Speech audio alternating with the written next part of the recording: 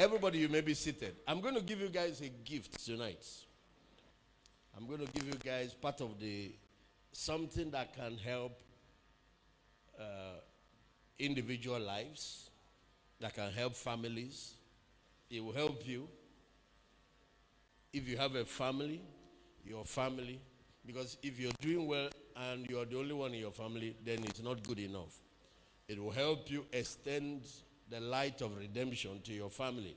And when I say light of redemption, I don't just mean that people in your family are born again or saved. No, they need to be saved and they need to start having dominion in their different endeavors. Then this is going to help the church. No, you need to sit down, Then this is going to help Ebonyi State. And wherever you are watching, it will help your nation. It will help your organization. It will help.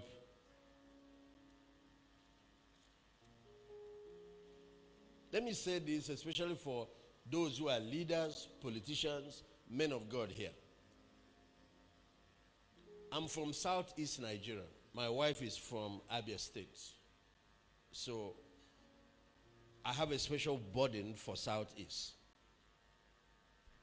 Special burden. I have a tremendous love for this country called Nigeria, and I have a special burden to this part of the country because that's where I'm from. You want your Jerusalem to be in order. Jesus sent us to the whole world. But like Paul, I have a burden for my own people.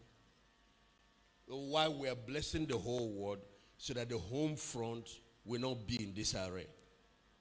So whenever I have assignment in any part of Igbo land, double grace rests upon me because of the apostleship the Lord has given us over our own people. You have to know that God raises Moses for his people. I'm not saying to call me Moses, but he does that.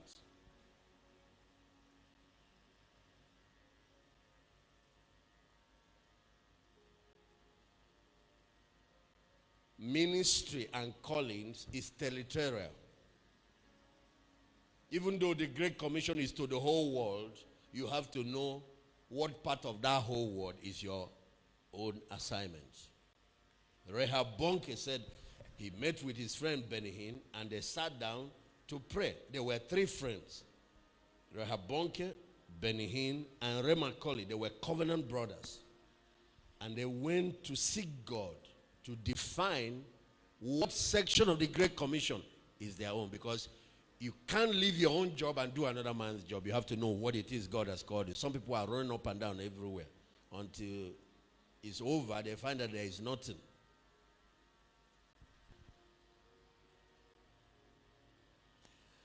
And out of that period of discerning the will of God and prayer,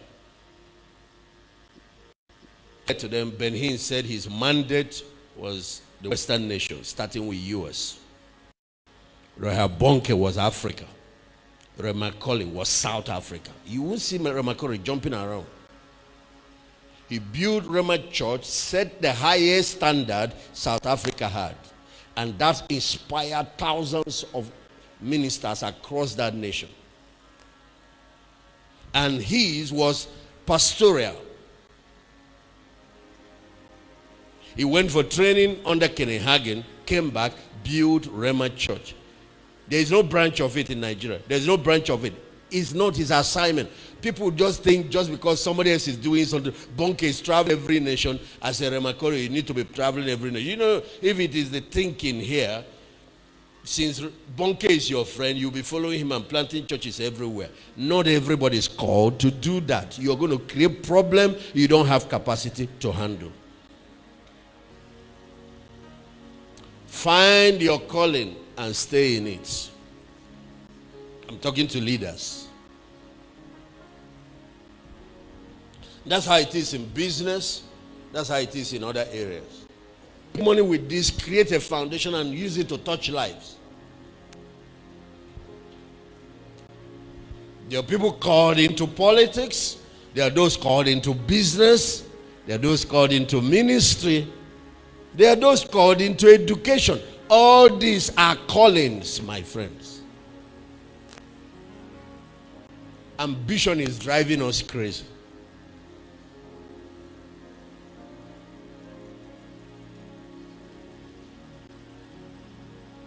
So, Benny US, Rehoboam, Africa. Towards the end of their lives, Benny is still there, younger. But when Rehoboam was now approaching his late 60s, he now said that throughout the work he did in Africa, most of the funds and the partners that provided the money were from one nation, US. Most of the aircraft, they didn't buy aircraft, but the people that would provide aircraft each time there's a crusade to carry all the equipment and give it to them free, like Kenneth Copeland and the others, they're all from US. Most of the people financing, you have people financing crusades, 12 crusades every year from US. And now US is going down spiritually. He said, he talked with the Lord about it, and the Lord said, just before you die, you go to heaven. You can go and help Benny Hinn in doing something, because even his ministry has a limit. He has all this anointing, but it has a limit. There's certain aspect he's not tackling. And then he moved to US, moved to Florida, relocated, beautiful site. That's where he lived till he died. And then he began to help with North America without tampering with the original assignment.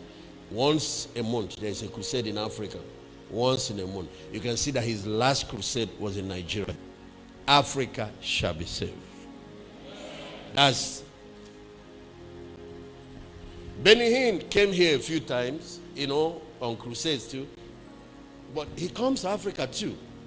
But that's not his primary. What God will judge you is based on what he called you to do. Any extra you do will be appreciated by heaven after you have done what you are asked to do. So in the resurrection, Rehoboam will rise an African. Paelton will rise a Nigerian. His assignment was Nigeria, not Africa. You won't hear Paelton going to Ghana, going to South Africa, going anywhere. He labored for Nigeria, died for Nigeria, was buried in Nigeria. He's going to rise a Nigerian. Bonke will rise an African. Bonke's inheritance will have to do with the continent. They say be in charge over 5 cities. This man be in charge over 10 cities. Who is going to rise with an Ebonyi state as his inheritance? It's not the politicians. Except a politician that did politics as ministry.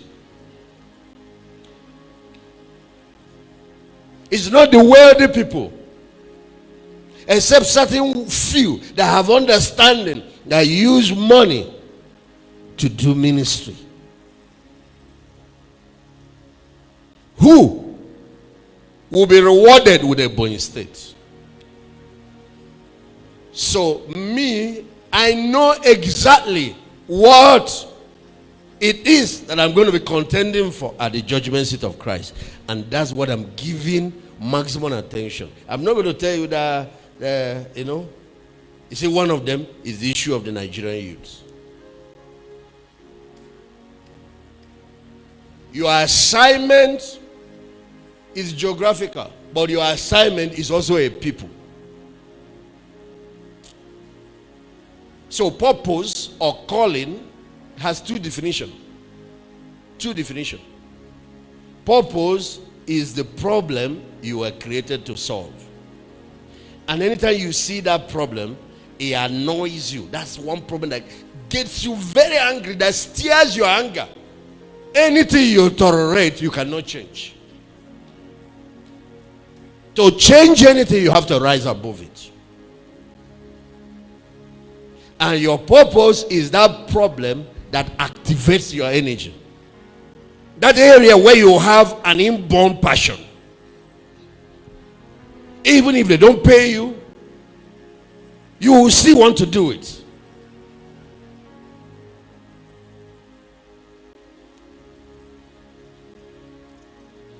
So that's why I'm burning my life for the young people. There is another thing I won't tell you. But you heard what I said about our people.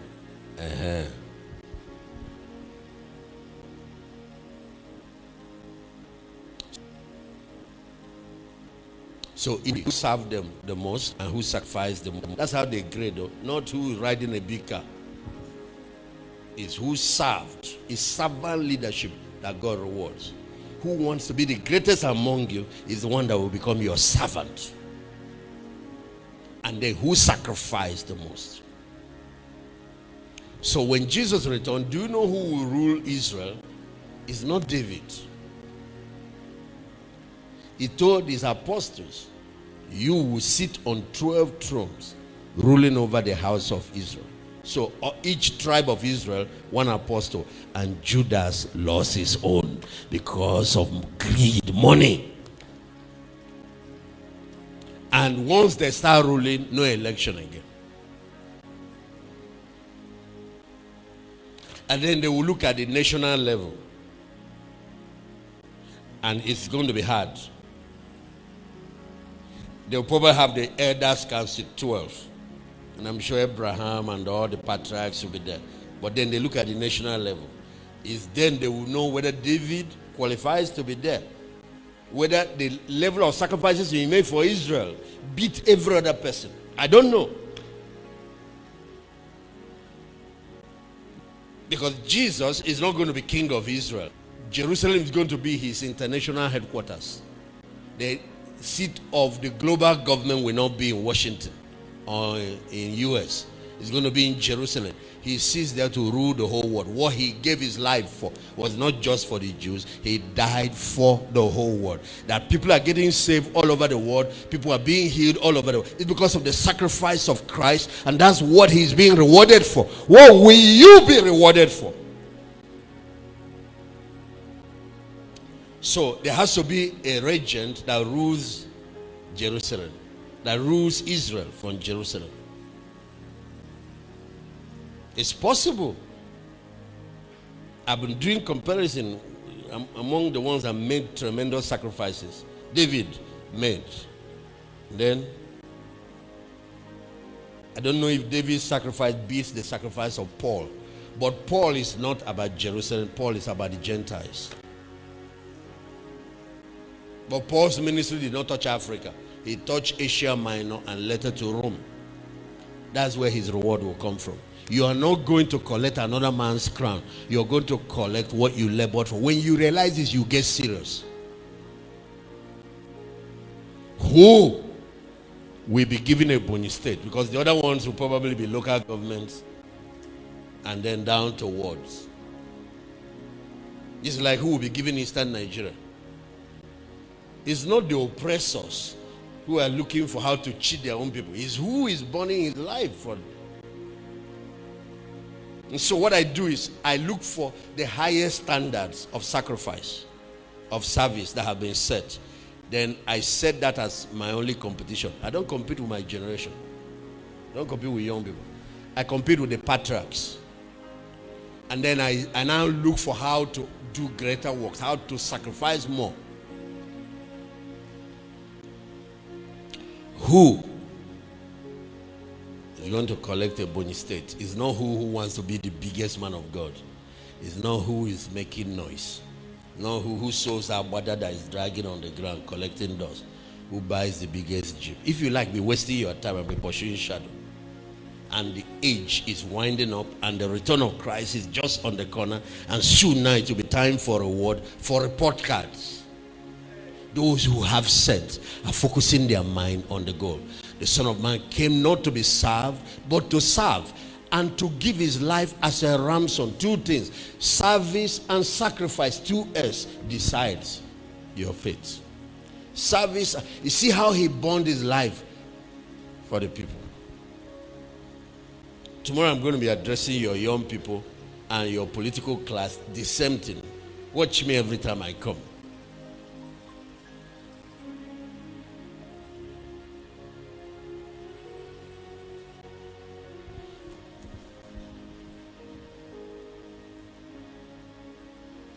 There is now a confusion in ministry because we have a new breed of priesthood who are trying to compete with politicians, compete with businessmen to show that they have the biggest car, biggest this, and they are distorting the message of Jesus, and they are confusing the young people because you don't know now which model to follow.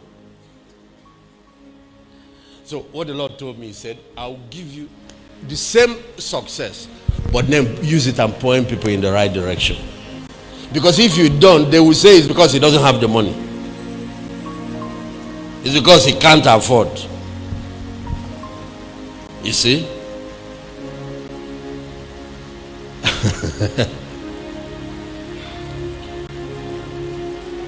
He said, I will even give you more.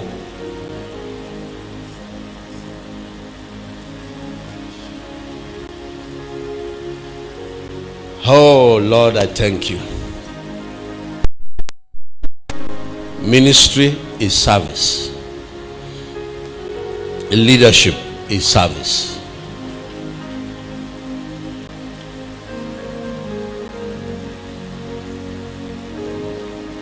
So you see, that's why my assignment is graded. So there are areas I'm putting in everything.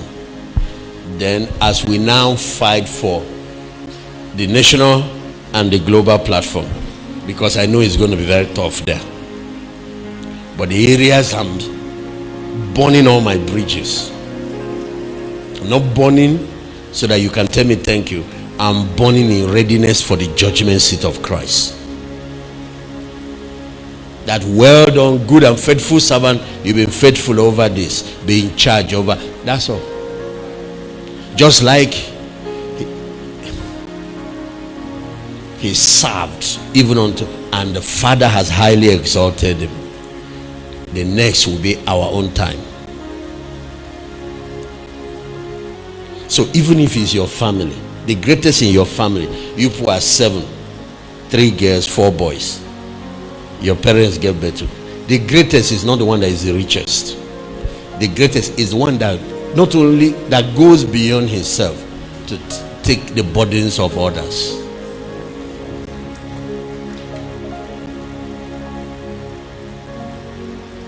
The greatest is not the one that built the biggest mansion. There is something greater than success.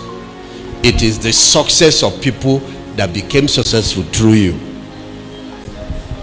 I want to say it again. There is something greater than success. Personal success is not where success is. It is the beginning of success. Corporate success is the real success. There is something greater than success. It's legacy.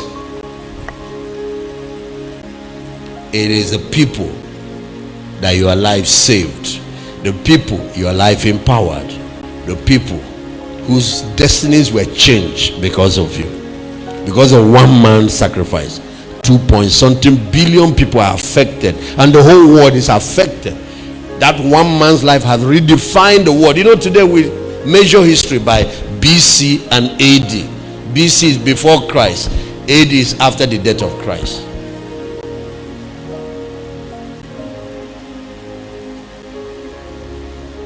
There are 2 things you will be remembered for: the problems you solved or the problems you created.